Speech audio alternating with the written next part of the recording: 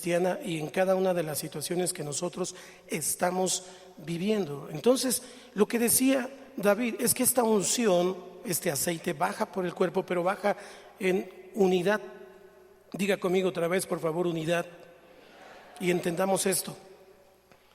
No está diciendo cuando dice que cuán bueno y cuán delicioso habitar los hermanos juntos en armonía. No está diciendo que vivamos en la misma casa. De hecho, es conveniente vivir un poquito separados. ¿Cuántos saben de lo que estoy hablando? No es versículo, no es proverbio, pero es verdad. Entre los parientes y el sol, usted se la sabe. Usted se la sabe porque siempre hay problemas, siempre hay situaciones ahí. Los abuelos siempre se quieren meter, siempre quieren decidir sobre los nietos. Y el papá se enoja con el suegro, con la suegra y la mamá y viceversa. Entonces la Biblia aconseja que cuando alguien se casa, entonces pinte su raya y haga su casa de dos. Ahora, si el predio es grande y hay un terreno y puede haber una casa aquí y otra casa allá, gloria al Señor, nada más pongo una barda. O pongo una puerta diferente para que se vean los domingos o cuando hay alguna necesidad, pero no se estén viendo todo el tiempo porque eso causa fricciones. Si nada más papá, mamá y los hijos de repente ya no se aguantan. Estoy hablando del mundo, no estoy hablando de los cristianos, ¿eh? Pero ¿es verdad o no es verdad? Todas las relaciones humanas causan conflicto, todas. Porque cada cabeza es un mundo, cada quien piensa diferente. Por eso la unidad, bíblicamente hablando, no es un concepto de pensar igual. La unidad no es uniformidad, no es pensar en ese sentido todos igual, porque a lo mejor mi color favorito, mi color favorito es el azul, pero el de mi esposa es el rojo y el de otro hijo es el amarillo y así sucesivamente. Bueno, en mi casa tenemos prohibido el amarillo, la verdad se los digo. Pero no hay una uniformidad en ese pensar. ¿Vamos aquí? No hay una uniformidad. Sin embargo, podemos tener distintas opiniones, pero estar unánimes, es decir, ponernos de acuerdo. ¿Cómo se pone de acuerdo? Tomando en cuenta el orden de Dios. Y el orden de Dios es Dios, el varón, la esposa y los hijos. Y hasta el último, el perro y el gato. Cuando revisamos en algunas ocasiones el orden familiar, algunas veces llegan a consejería, algunas veces tenemos algunos asuntos que aconsejar, nos damos cuenta que el orden familiar no tiene ese orden de Dios. En primer lugar es la esposa, no digan amén, varones, la esposa, luego los hijos, luego el perro, luego el gato y hasta el último, el varón.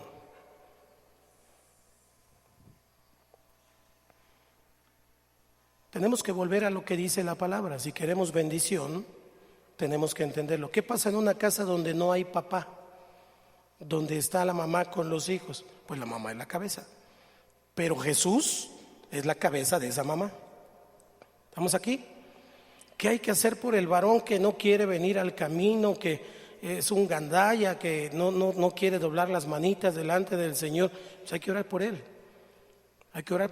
hay que bendecirlo, hay que hablar proféticamente. La mamá, la esposa, los hijos deben hablar proféticamente y declarar: mi padre un día va a doblar sus rodillas delante del Señor. Y ore por él y bendígalo. No es decir, no, mi papá, no, quién sabe, no. Así fue mi abuelo, así fue mi bisabuelo. Nunca va a cambiar. Y lo estamos atando a una maldición transgeneracional que ya de por sí trae. Unidad entonces no tiene que ver con uniformidad, y lo que estaba diciendo el rey David en este salmo tiene que ver con eso. Entonces no está hablando de los hermanos que viven juntos en ese sentido. De hecho es vivir distanciado un poquito, por tanto dejará el hombre a su padre y a su madre y se unirá a su mujer y los dos serán una sola carne. Son conceptos del Señor, el vivir un poco distanciados.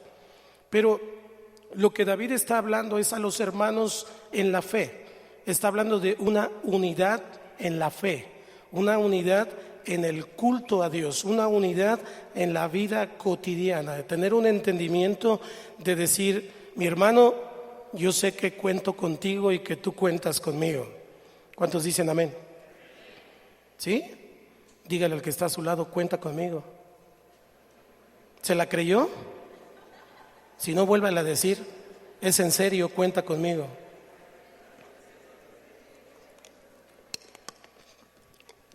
No son los hermanos de la carne, porque tenemos familia. Pero también el proverbio dice que a veces hay un amigo más unido que un hermano, y habla a un hermano literalmente de la carne, de sangre. Un día le preguntaron al Señor, tu madre y tus hermanos te buscan allá afuera, y él dijo, mi madre y mis hermanos son los que hacen la voluntad de mi Padre. Él no dejó de hacer lo que estaba haciendo por ir a atenderlos, porque en ese momento sus hermanos no creían, lo criticaban, lo juzgaban, no tenían fe. Y tenemos que entender ese concepto bíblico, no es hacerlos a un lado, pero es darle prioridad a las cosas de Dios, es darle prioridad a los asuntos de Dios, no por la gente, por Dios. ¿Cuántos son hijos de Dios? Así que no son los hermanos de la carne, sino en el sentido de los vínculos que nos unen como hermanos en Cristo Jesús, como hermanos en la fe. Vínculos que hay de ambos lados. Yo creo que Jesucristo es el Rey de Reyes y Señor de Señores. Eso nos hace hermanos. Yo creo que la salvación es por fe, pero es por fe en Jesucristo, no cualquier fe. ¿Cuántos creen eso? Yo creo que el Señor quiere establecer su reino en nuestras vidas y en la tierra. Si usted lo cree, esos vínculos, esa fe nos hermana. Además, tenemos un mismo Padre porque fuimos bautizados en un mismo Espíritu. ¿Cuántos tienen al Espíritu de Dios? Somos hermanos. Y algunos blancos y algunos más oscuritos, como me dice mi sobrino, tío, tú eres cafecito. Algunos cafecitos, pero todos somos hermanos. Ahora, con toda la libertad y con toda la confianza, porque algunos se avergüenzan de llamarse hermanos. Y para suavizar un poquito el asunto, en la calle cuando anda con sus amigos, dice, ¿qué pasó, brother? Para que los demás no se dan cuenta que le dice hermano. Pero la Biblia dice que Jesús no se avergüenza de llamarnos hermanos. Dile al que está a tu lado, eres mi hermano.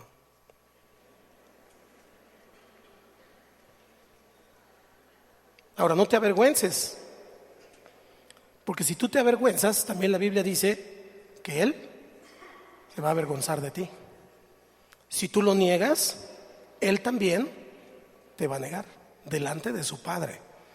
Así que no estamos hablando de situaciones triviales ni de asuntos que tienen que ver con una tradición. Estamos hablando con fundamentos bíblicos. Somos hermanos porque estamos unidos por el mismo Padre.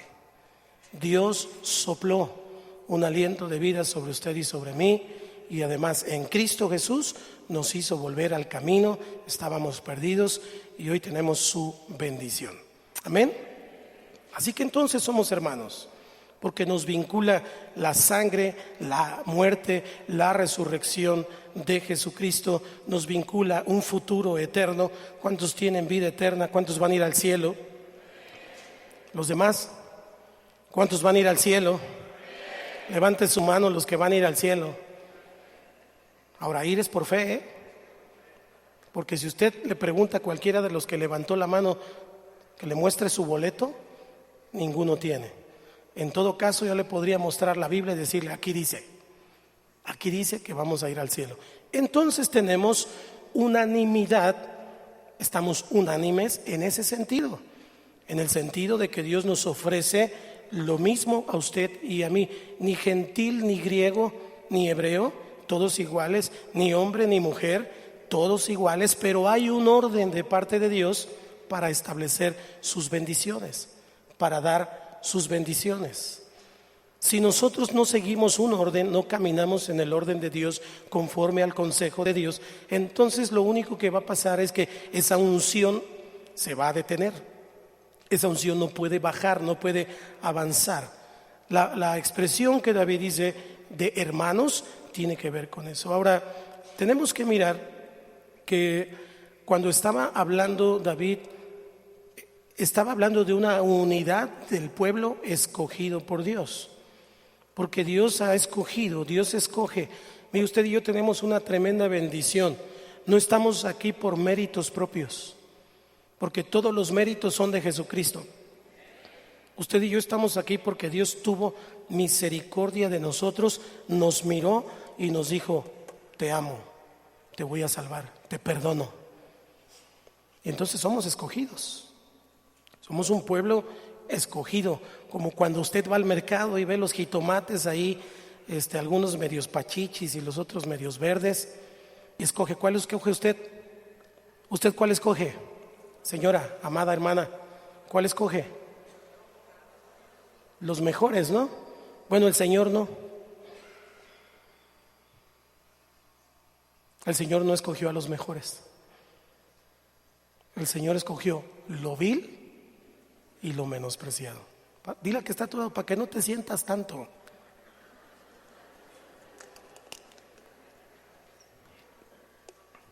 No estamos aquí por ser los mejores.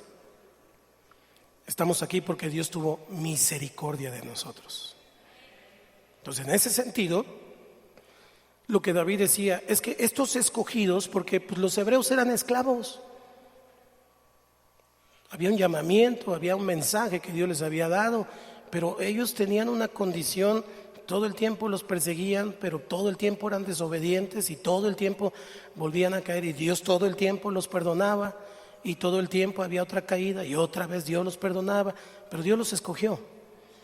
Tal vez los demás pueblos eran más organizados, tenían mejores ejércitos, hasta en su impiedad, hasta en su manera idolátrica de adorar, eran más organizados todavía. Pero Dios escogió a estos. ¿Por qué? Pues Él tiene sus razones. Cuando yo me pregunto ¿por qué me escogiste a mí? No encuentro ninguna razón. Ninguna. Lo único que entiendo es que Él tuvo misericordia.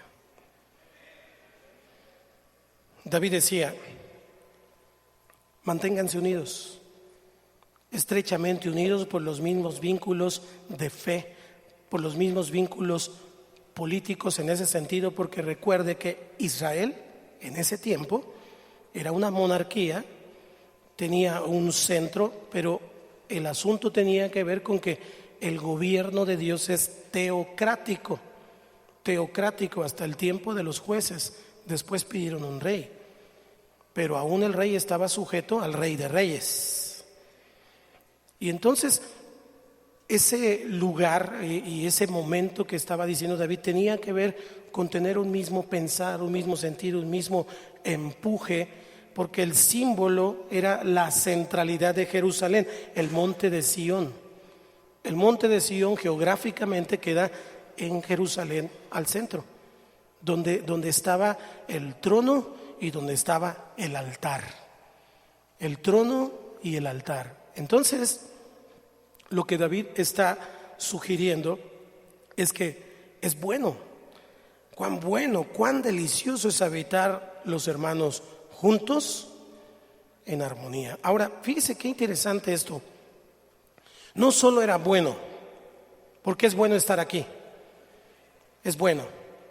El Señor dijo a través del profeta, del apóstol Pablo: no dejando de congregarse como algunos tienen por costumbre. Es bueno congregarse, porque la palabra del Señor enseña que donde están 2 o 3 congregados en su nombre, Él está allí en medio de ellos. Y es importante recalcar en su nombre.